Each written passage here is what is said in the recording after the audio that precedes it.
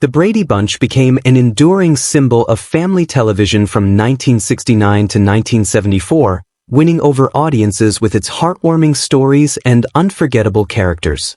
While the show's legacy continues to bring joy to fans old and new, it also carries a bittersweet note. Over the years, several of the beloved actors who portrayed the Brady family members have tragically passed away, leaving behind cherished memories and a lasting impact on television history. In this tribute, we honor their remarkable careers and the timeless joy they brought to millions. Join us as we remember their lives and celebrate their enduring legacy. Robert Reed, born October 19, 1932, in Highland Park, Illinois, was the consummate actor whose role as Mike Brady on The Brady Bunch, which began airing in 1969 when Reed was 37, became an emblem of the ideal American father. Mike Brady was the calm, wise, and patient patriarch of a blended family, embodying moral values and gentle authority, a figure millions of viewers grew to trust and admire. Reed's on-screen persona, however, masked a complex and often painful private life that contrasted sharply with his wholesome TV image. Trained in classical theater and Shakespearean drama, Reed was a man of deep intellectual and artistic ambition, frustrated by the lighthearted, sometimes superficial tone of the sitcom. He frequently clashed with producers over script quality and direction, often demanding greater depth and nuance for his character, efforts that isolated him professionally but underscored his dedication to his craft. More profoundly, Reed lived most of his life as a closeted gay man during an era when homosexuality was taboo in Hollywood, a secret he guarded fiercely to protect his career and public image. This hidden struggle with identity and loneliness weighed heavily on him, contributing to bouts of depression and inner conflict. Tragically, Reed's life was cut short when he died on May 12, 1992, at 59 from AIDS-related colon cancer, a fact that shocked fans and fellow cast members who had known little of his private battles. Despite the difficulties, Reed maintained close bonds with his co-stars and reprised his role in several Brady reunion specials, showing a deep loyalty to the family he portrayed. His net worth at death was approximately $3 million, accumulated through decades of work on television, stage, and film. Today, Reed's legacy stands as a testament to the complexity hidden behind television's perfect facade. A man who gave audiences an image of unwavering paternal love while navigating the turbulent waters of personal identity, illness, and artistic integrity in a less forgiving time.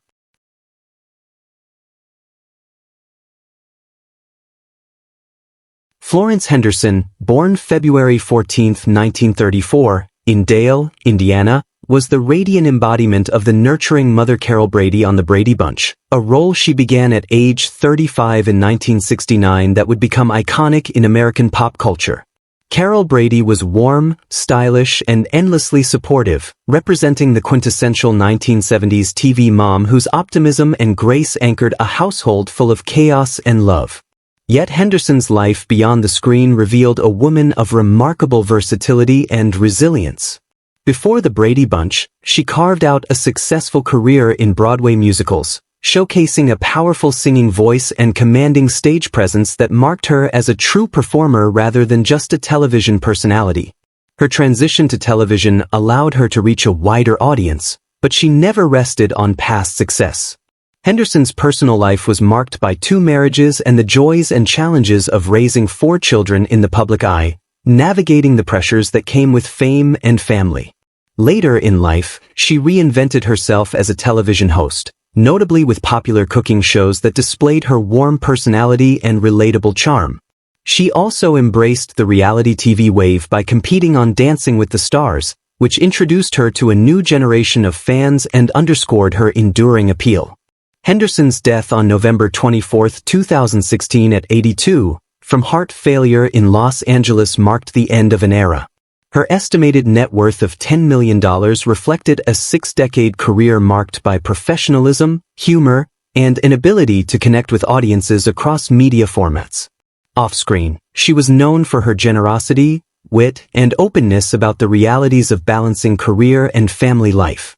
Henderson's legacy is one of joyful perseverance and reinvention, a woman who became a symbol of maternal warmth while quietly navigating the complexities of a long career in entertainment.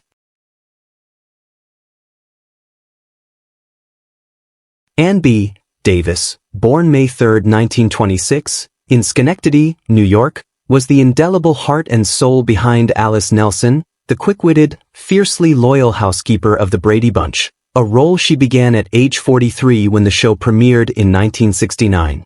On screen, Alice was much more than a domestic worker. She was the glue that held the Brady household together, offering sharp humor, sage advice, and emotional support to the chaotic Brady family. Davis's portrayal combined warmth with a knowing wink, turning Alice into a beloved character who transcended the archetype of the TV housekeeper and became an enduring symbol of humor and heart. But Davis's life outside the spotlight was marked by a depth and complexity rarely glimpsed by her legions of fans. She enjoyed a long and varied career before the Brady Bunch, winning 2 Emmy Awards for her portrayal of Charmaine on the Bob Cummings show in the 1950s, which demonstrated her mastery of comedic timing and her ability to captivate audiences with both charm and intelligence. Despite her professional acclaim, Davis lived a life far removed from the glitz and excess of Hollywood. She was a devout Christian who never married and chose a path of humility and service, eventually becoming a member of an Episcopal religious community in her later years. This commitment to faith was a defining aspect of her identity, guiding her personal and professional choices and setting her apart in an industry often dominated by celebrity ego. Tragically, her later years were shadowed by health struggles. A fall resulted in a subdural hematoma that caused complications, ultimately leading to her death on June 1, 2014, at the age of 88. Financially, Davis accumulated a modest net worth of approximately $1.5 million, reflecting a steady and respected career rather than the blockbuster riches often associated with television fame. Those who knew her described Davis as gracious, grounded, and fiercely private, qualities that resonated in the sincere, down-to-earth character she brought to life.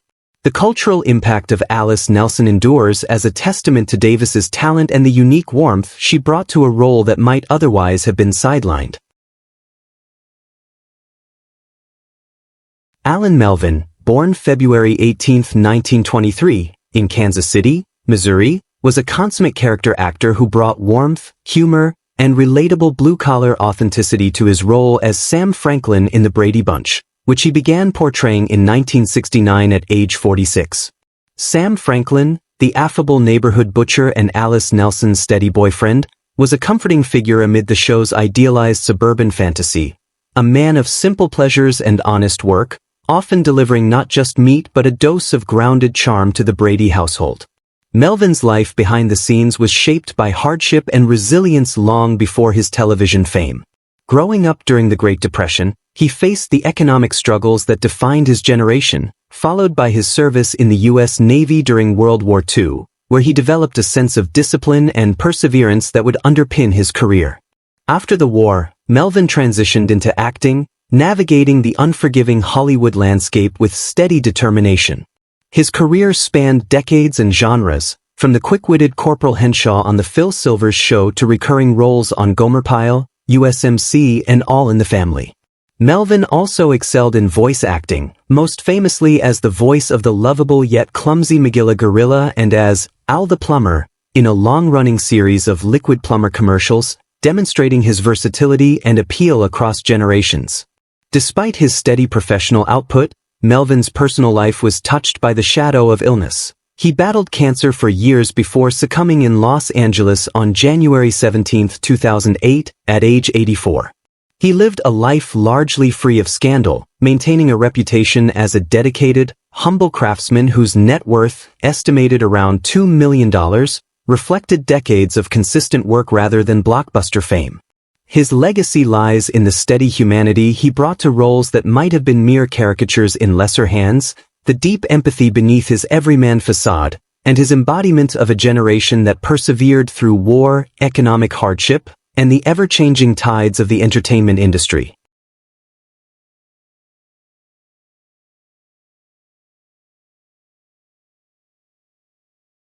C.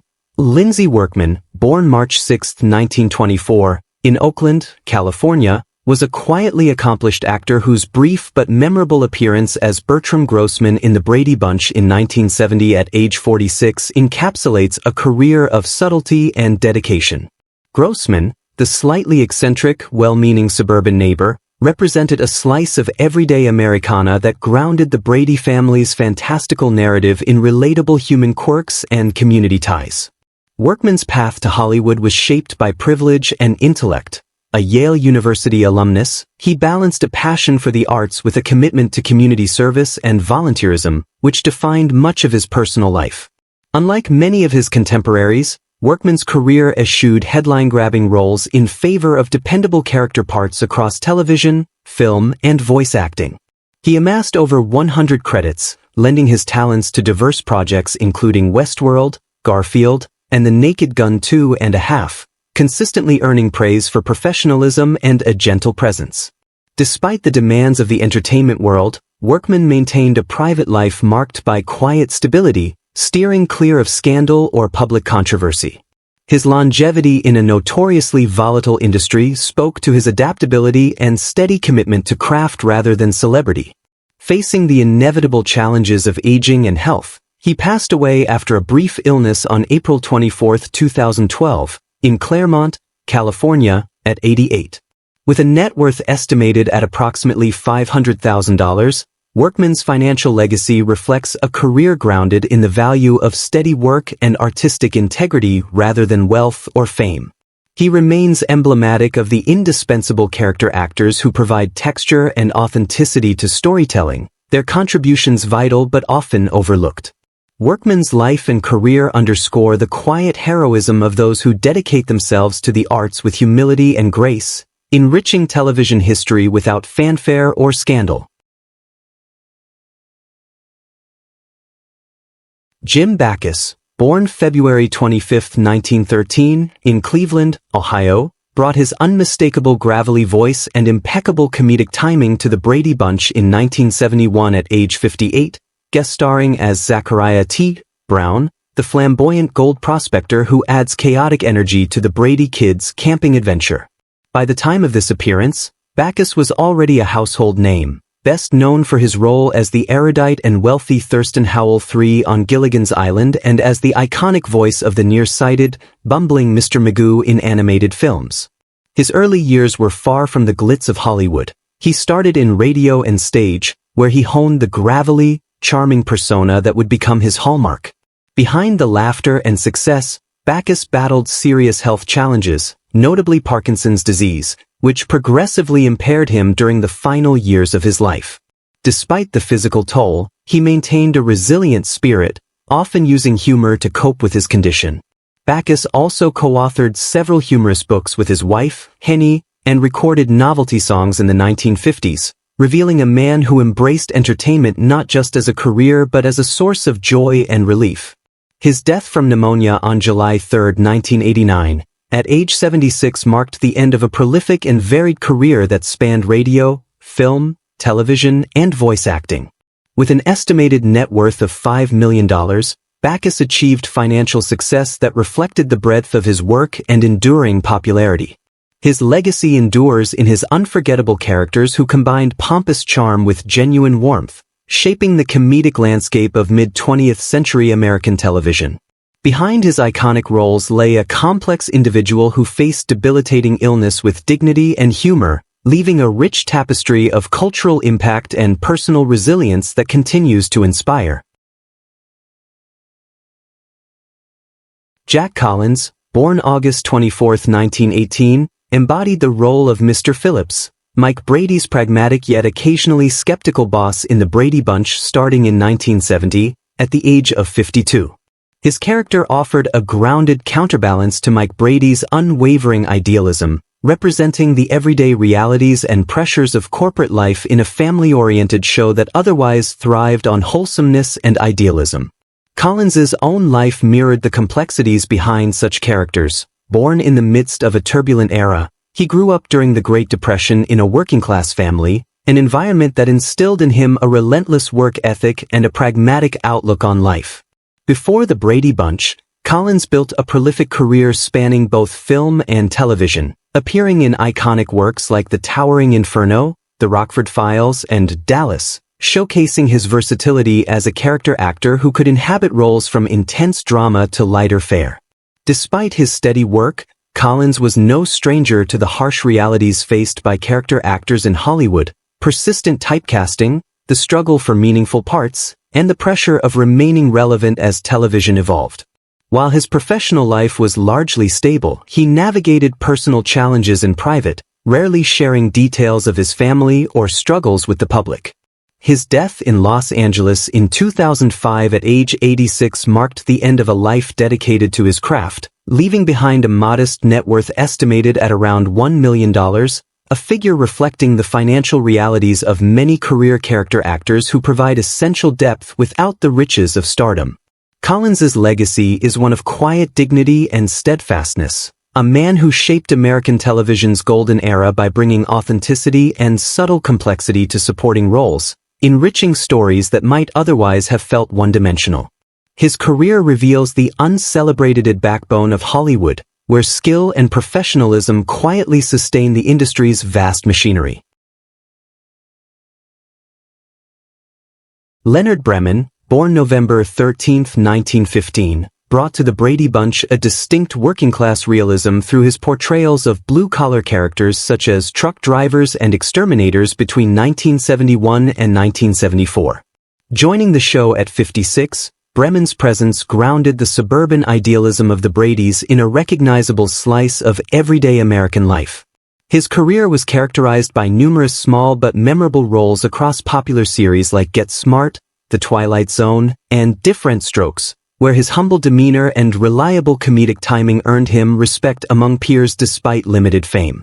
A World War II Army Air Force veteran, Bremen's military service instilled discipline and a grounded perspective that permeated his acting work, contributing to his reputation as a consummate professional who brought authenticity to every role.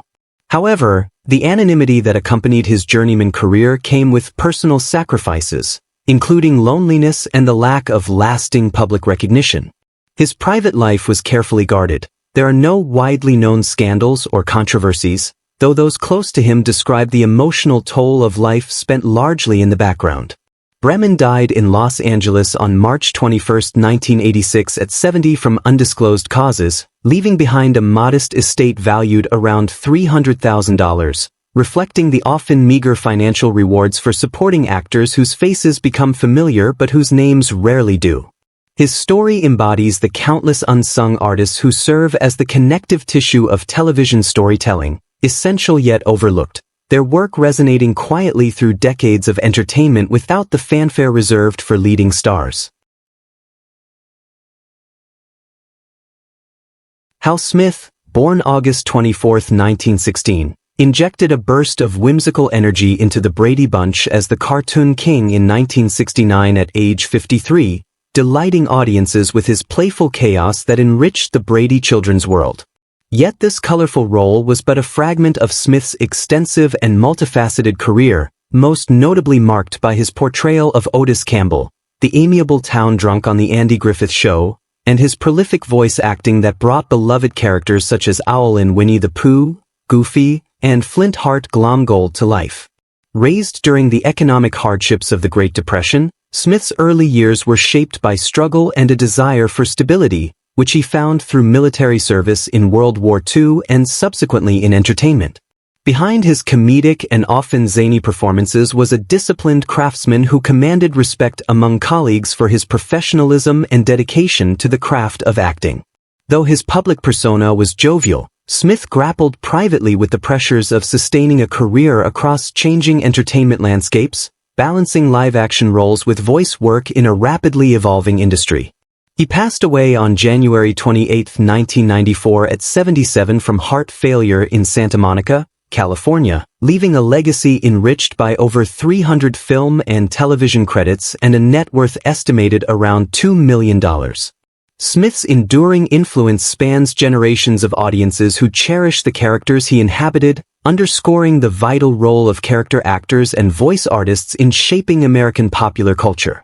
His story is a testament to versatility, resilience, and the power of performance to create lasting joy and connection, even as the man behind the roles navigated the complexities of a demanding and often unpredictable profession.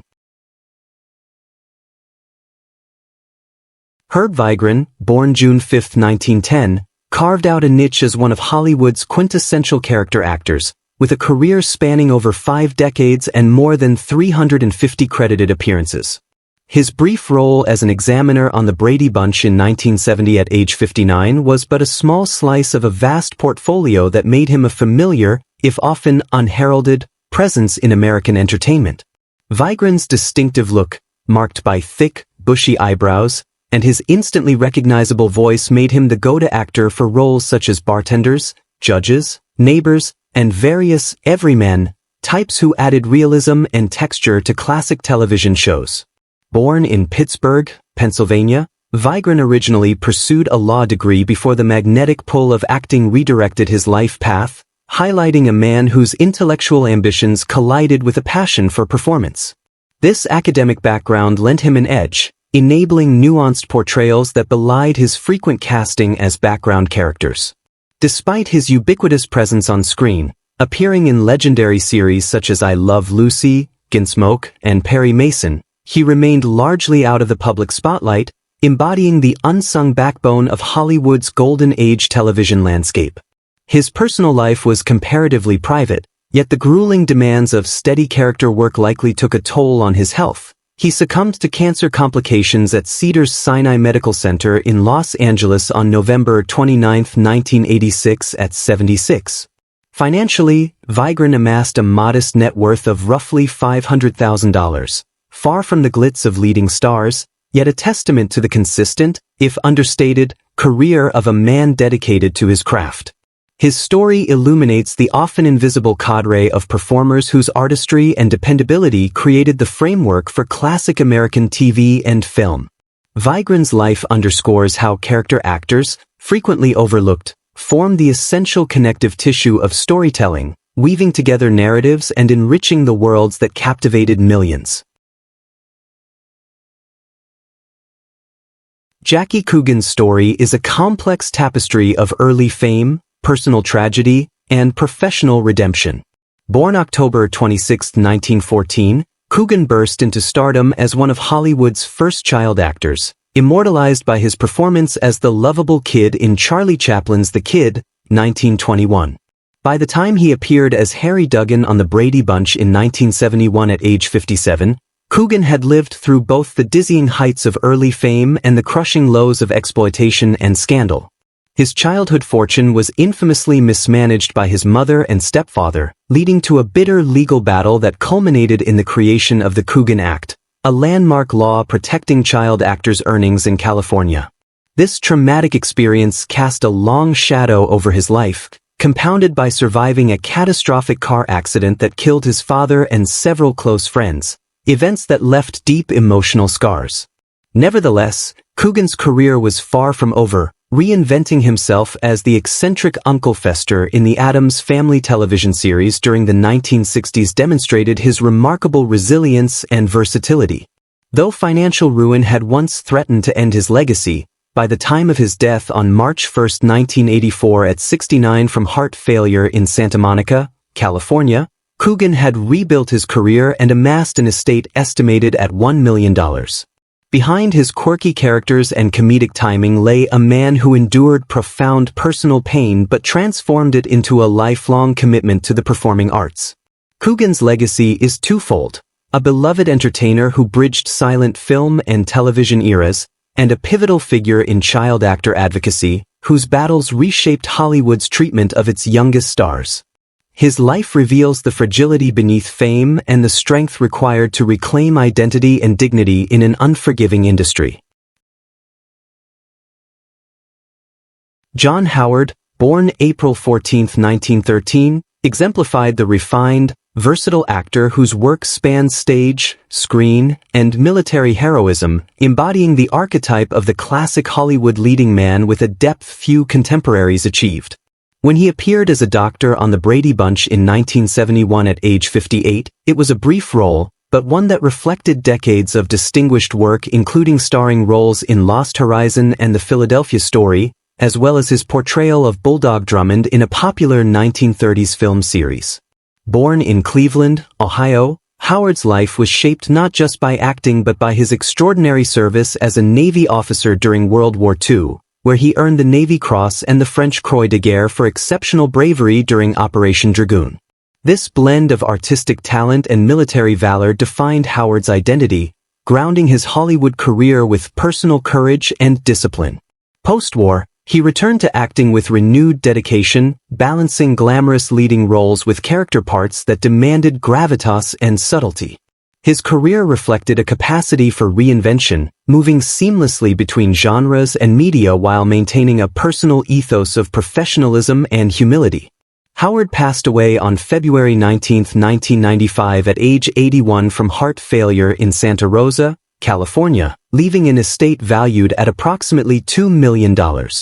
His life was a testament to resilience and versatility, both as an actor and as a person navigating the turbulent mid-20th century. Howard's presence on the Brady Bunch, though minor, was emblematic of a legacy built on steady, understated excellence rather than flashy celebrity.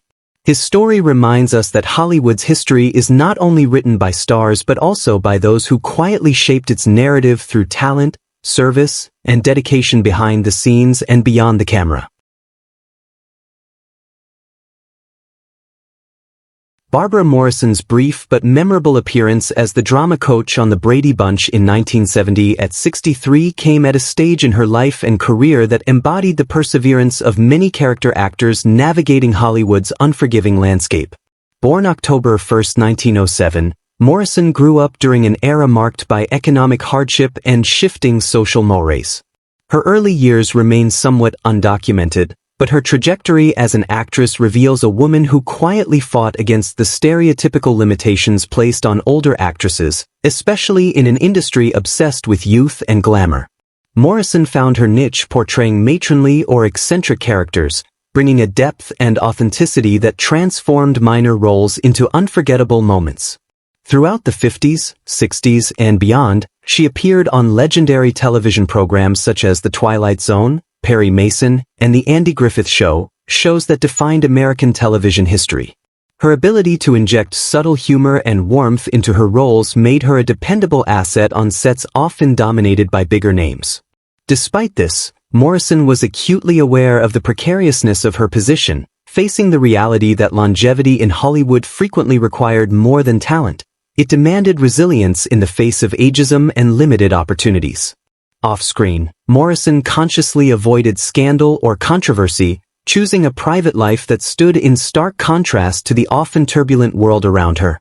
She was not known for flamboyant socializing or headline-grabbing incidents. Instead, she embraced a life of quiet professionalism and dedication to her craft.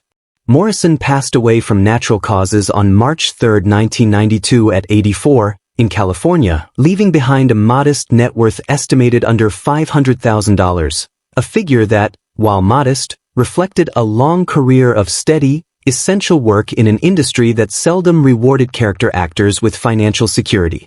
Her legacy, though understated, is etched into the fabric of classic television, a reminder that the success of any great show depends not just on its stars, but on the nuanced performances of supporting players who bring realism and emotional texture to the story. Jonathan Hull's role as the eccentric and mysterious Thackeray on the Brady Bunch in 1970 at 66 was just one facet of a career that spanned decades and countless television series, embodying the life of a consummate character actor whose contributions were often overlooked but deeply impactful. Born August 13, 1904, Hull's life began in a vastly different America, shaped by the aftermath of World War I, the Great Depression, and the rapid technological transformations that ushered in the television era. Starting in radio and stage, he honed his craft with a steady dedication, learning to convey personality and depth in small doses, a skill that became essential when transitioning to the screen. Over the years, Hull carved out a niche playing quirky, offbeat characters on shows like Green Acres, Bewitched, and The Addams Family, earning a reputation for his professionalism and ability to bring even the smallest role to life. His nickname in the industry, the Humphrey Bogart of bit players, underscored the respect he commanded among peers despite never achieving marquee fame. Behind this long career was a man who shunned the spotlight off-screen, deliberately avoiding the scandals and tabloid drama that ensnared many contemporaries. Hull's commitment to his craft was matched by a quiet personal life, marked by discretion and a focus on work rather than celebrity. He passed away from natural causes on February 11, 1998 at 93, in Los Angeles, leaving behind an estimated net worth of around $400,000, a modest sum that belied the breadth and longevity of his career.